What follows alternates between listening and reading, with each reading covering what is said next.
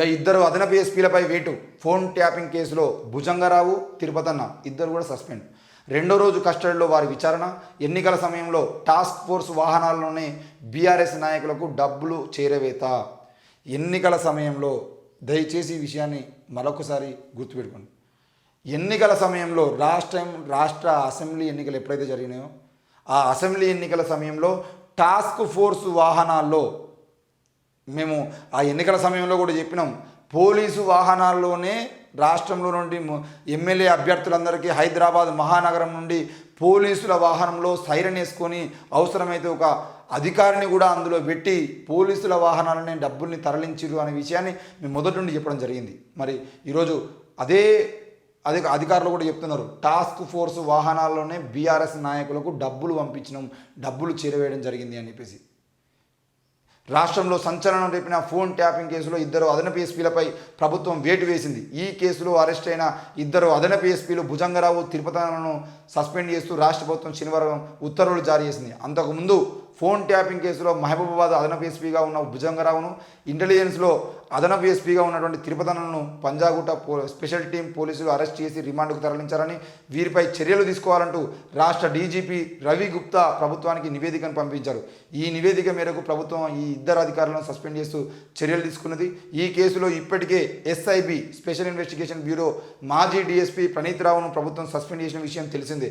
5 రోజుల పాటు కస్టడీలోకి తీసుకున్న భుజంగరావు, తిరుపతలను శనివారం రెండో రోజు కూడా స్పెషల్ టీం అధికారులు సుదీర్ఘంగా విచారించారు. ముఖ్యంగా వీరు ఎవరెవరి ఫోన్లను ట్యాపింగ్ చేశారు, వారి నుంచి ఫోన్ ట్యాపింగ్ ద్వారా ఎలాంటి సమాచారాన్ని సేకరించారు, ఈ ఫోన్ నెంబర్లను ట్యాపింగ్ చేయాలని చెప్పింది ఎవరు, సేకరించిన సమాచారానికి ఎవరికి అందజేశారు అనే విషయంలో కోణంలో ఇప్పుడు దర్యాప్తు జరుగుతుందని చెప్పి చూస్తున్నాం. చివరిగా ఉన్నటువంటి పదాలు ఏవైతున్నాయో, అసలు వారి ఫోన్ నుంచి ట్యాపింగ్ ద్వారా ఎలాంటి సమాచారాన్ని సేకరించారు, ఒకటి ఫోన్ నెంబర్లను ట్యాపింగ్ చేయాలని చెప్పింది ఎవరు, వీళ్ళు ఫోన్ ట్యాపింగ్ చేసిన క్రమంలో ఆ ఫోన్ నెంబర్లను ట్యాపింగ్ చేయమని చెప్పింది ఎవరు, అసలు ఆ సమాచారాన్ని సేకరించి ఎవరికి ఇచ్చిర్రు, ఇది మెయిన్ పాయింట్.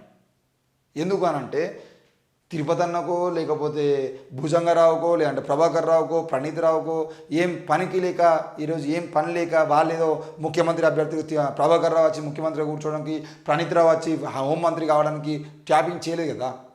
వీళ్ళు నలుగురు అధికారులు కూడా ఎవరి కోసం ఫోన్ ట్యాపింగ్ చేసిరు, ఆ ఫోన్ ట్యాపింగ్ చేయమని నెంబర్లు ఏవైతే ఉన్నాయో ఆ నెంబర్లు ఎవరిచ్చిరు, ఎవరిస్తే ఆ ఫోన్లు ట్యాపింగ్ చేసిరు అనే విషయాన్ని ఈరోజు బయట చెప్పాల్సిన అవసరం ఉంది. మరి ఆ క్రమంలో దర్యాప్తు వేగవంతం చేయాలి. ఫోన్ ట్యాపింగ్ కేసుతో పాటు కేవలం ఫోన్ ట్యాపింగ్ కేసు కాకుండా ఫోన్ ట్యాపింగ్ కేసుతో పాటు వీలైతే ఎన్నికల సమయంలో టాస్క్ ఫోర్స్ వాహనాల్లో ఎవరెవరికి ఎంత పోయింది, ఎన్ని డబ్బులు టాస్క్ ఫోర్స్ వాహనాల్లో పోయాయి, ఏ ఎమ్మెల్యేలకు ఎంత పోయింది అనే విషయాన్ని కూడా బయట తీయాల్సిన అవసరం ఉంది. ప్రతి పౌరుడిపై 1.5 లక్షల అప్పు, 10 ఏళ్లలో దేశం అప్పు 55 లక్షల కోట్లు, 55 లక్షల కోట్ల నుంచి 205 లక్షల కోట్లకు పెరిగింది. మోడీ పాలనలో పెరిగిన రుణభారాలు ప్రియాంక గాంధీ. ఎన్డీఏ నేతృత్వంలోని బీజేపీ ప్రభుత్వం గత 10 ఏళ్ల కాలంలో రూపాయలు 150 లక్షల కోట్లు అప్పు చేసింది. ఇప్పుడు మరలా 14 లక్షల కోట్ల రుణం తీసుకునేందుకు ప్రయత్నిస్తుందని కాంగ్రెస్ నాయకురాలు ప్రియాంక గాంధీ వాద్రా తీవ్రంగా తప్పుపట్టారు. దేశ ప్రజలను ఎందుకు అప్పుల ఊబుల్లోకి నెట్టేస్తున్నారని ఆమె కేంద్ర ప్రభుత్వాన్ని ప్రశ్నించారు. దేశంలో నిరుద్యోగం, ద్రవ్యోల్బణం, ఆర్థిక సంక్షోభం పెరుగుతుంది. ఆర్థిక లోటును పూడ్చేందుకు రాబోయే ఆర్థిక సంవత్సరానికి తీసుకునేటువంటి చర్యలు ఏంటి అని చెప్పేసి కూడా ఆమె ప్రశ్నించడం జరిగింది.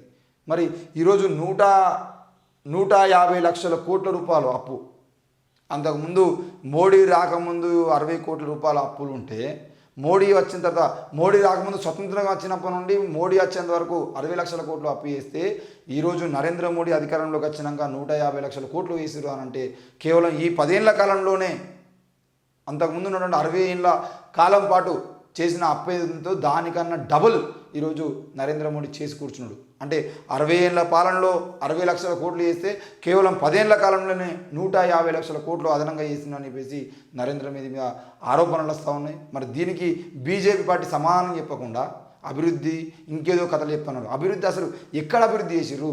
తెలంగాణ రాష్ట్రంలో కాదు, దేశవ్యాప్తంగా ఈ నరేంద్ర మోడీ అనే వ్యక్తి ఎవరిని అభివృద్ధి చేసిందంటే కేవలం ఒకటే అభివృద్ధి జరిగింది, కార్పొరేటీకరణ అభివృద్ధి జరిగింది.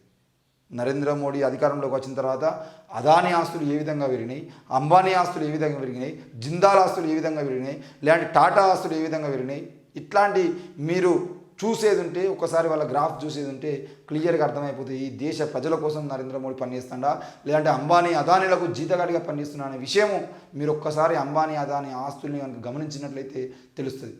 ఈరోజు ఆసియా ఖండంలోనే అత్యంత కుబేరుడిగా అంబానీ అదానీలు ఏ విధంగా ఎదుగుతున్నారు, రేపటి రోజున ప్రపంచంలోనే అత్యంత కుబేరుడిగా ఎదిగేటువంటి ప్రయత్నం మరి అదానీ అంబానీలు చేస్తూ ఉంటే వాళ్ళకి లక్షల కోట్ల రూపాయల రుణమాఫీ చేసి ఈరోజు బ్యాంకులకు టోకరా చేసినటువంటి వ్యక్తులు ఎవరైతే వాళ్ళ కోసం ఈరోజు బీజేపీ పార్టీ పనిచేస్తుంది తప్ప ఎక్కడా కూడా సాధారణ ప్రజల యొక్క జీవితాలను బాగు చేద్దామనే ఆలోచనతో ప్రభుత్వాలు పనిచేయట్లేదు.